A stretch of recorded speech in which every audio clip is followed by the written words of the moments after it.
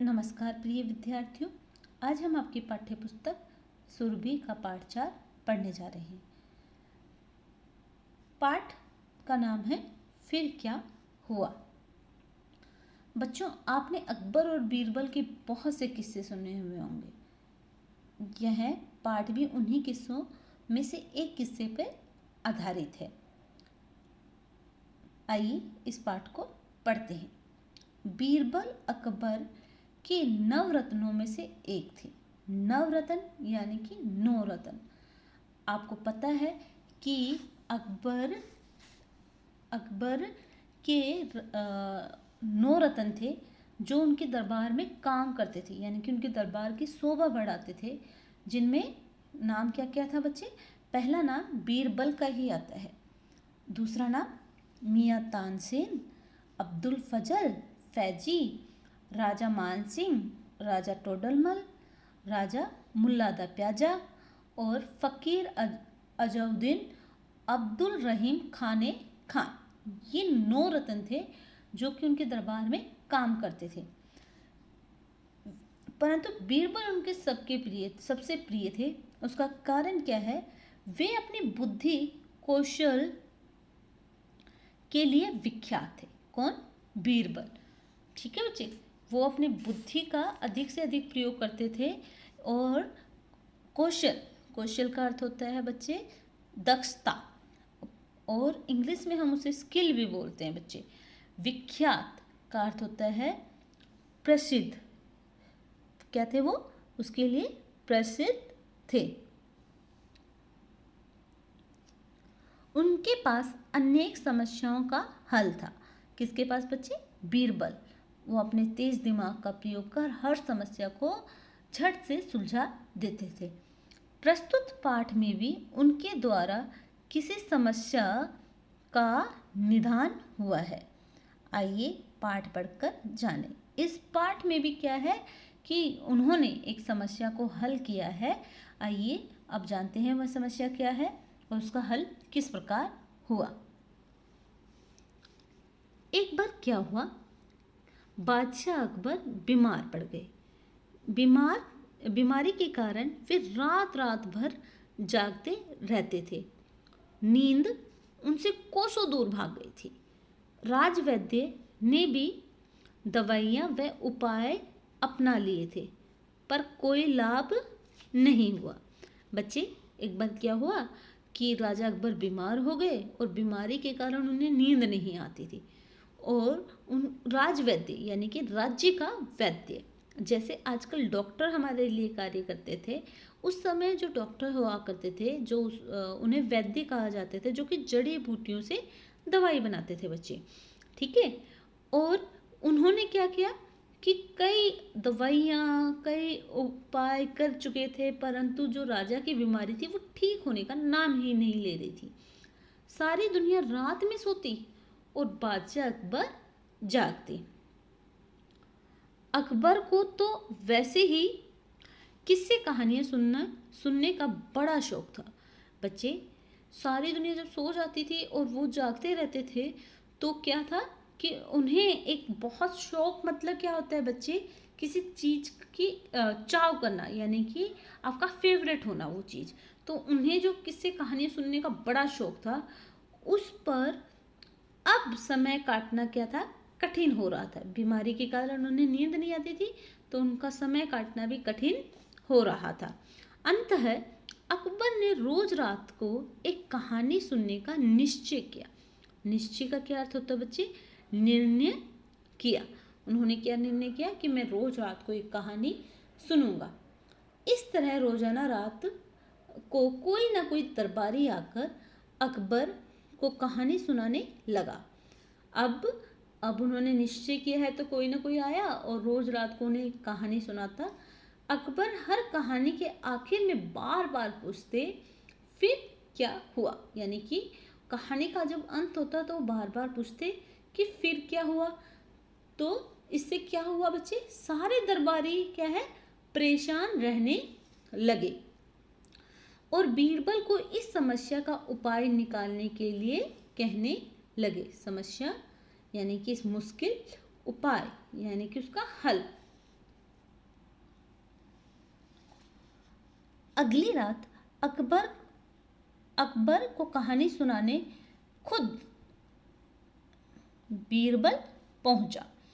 नियमानुसार कहानी खत्म होते ही, नियमानुसार यानी कि नियम के अनुसार, ठीक है, जैसा कि उन्होंने नियम बनाया हुआ था बादशाह ने कि कहानी के अंत में वो क्या पूछेंगे, क्या फिर क्या हुआ।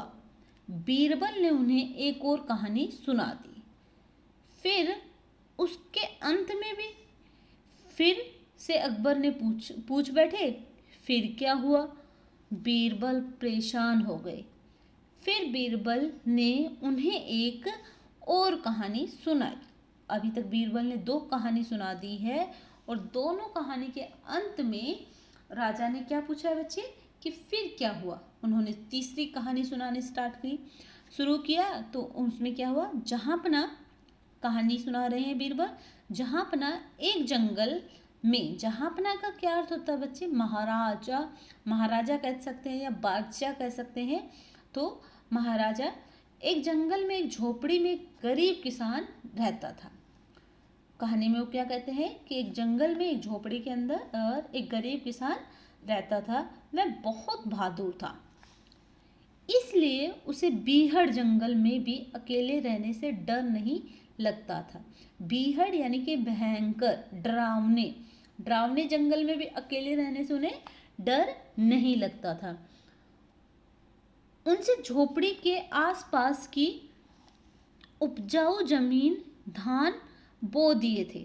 यानी कि उसने क्या किया कि झोपड़ी के आसपास धान, बच्चे चावल के बीज, धान किसे कहा जाता है, चावल के बीज। उसने अपनी जो झोपड़ी के आसपास जो उपजाऊ जमीन थी, यानी कि जहाँ पर अच्छी खेती हो सकती थी, वहाँ पर क्या किया, धान के बीज बो दिए। उपज अच्छी हुई, पर अक्सर पक्षी अनाज के दाने मुंह में लेकर दबाकर ले जाते थे।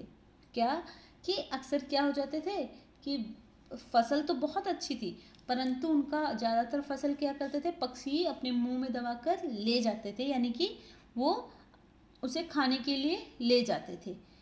इस समस्या के छुटकारा पाने के लिए किसान ने एक बड़े से मटके में अनाज भरा और उसका मुंह बंद कर दिया। मटके के दाईं तरफ एक छोटा सा छेद कर दिया।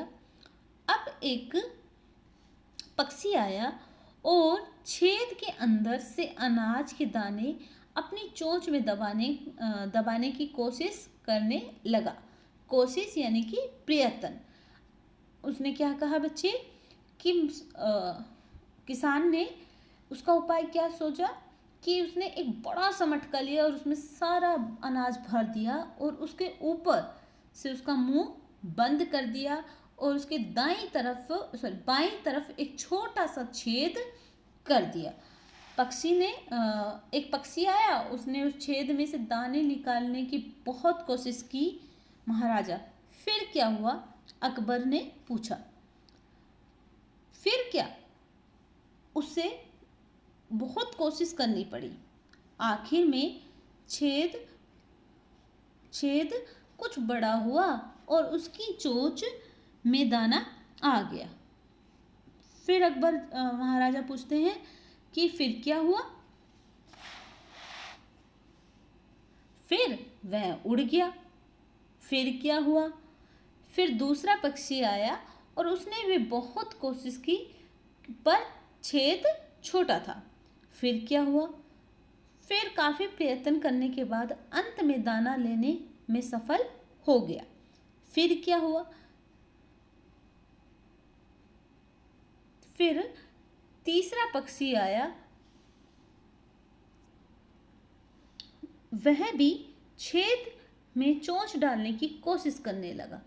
बीरबल, आखिर कितने पक्षी आएंगे दाना लेने? ये कौन पूछ रहा है? वो महाराजा पूछ रहे हैं बीरबल से कि आखिर कितने पक्षी आएंगे। महाराजा, अभी तो 3 ही आए हैं। कुल मिलाकर 525 पक्षी पेड़ पर बैठे हैं। आखिर ये दाने लेने कब छोड़ेंगे? जब आप फिर क्या हुआ कहना छोड़ेंगे। तो महाराजा जब महाराजा पूछते हैं ऐसे कितने पक्षी आएंगे, यानी कि बीरबल क्या बोलते हैं कि 525। तो जब भी महाराज पूछेंगे कि फिर क्या हुआ, तो फिर वो क्या बोलेंगे कि एक पक्षी आया और उसने फिर प्रयत्न किया और वह दाना लेकर उड़ गया 525 बार, और क्या हो जाएगी, सुबह हो जाएगी। तो इससे महाराजा ने जब पूछा कि इतना कितनी बार होगा, तो ऐसा कब तक चलेगा, तब बीरबल ने क्या कहा कि जब आप ये कहना छोड़ दोगे कि फिर क्या हुआ, तो ये पक्षी क्या है, दाना लेना छोड़ देंगे। अब अकबर को अपनी गलती का एहसास हुआ। अकबर को लगा कि फिर कहानी के अंत में यह पूछना कि फिर क्या हुआ, यह गलत है। तो उन्हें उसका एहसास हुआ। एहसास का अर्थ होता है बच्चे अनुभव हुआ, और उन्होंने कहानी सुनना छोड़ दिया। अब उन्होंने अपने प्रत्येक दरबारी को रोज बुलाकर उनसे कहानी सुनना छोड़ दिया। अब उन्हें नींद आने लगी। अब उन्हें नींद भी आने लगी बच्चे। धन्यवाद विद्यार्थियों।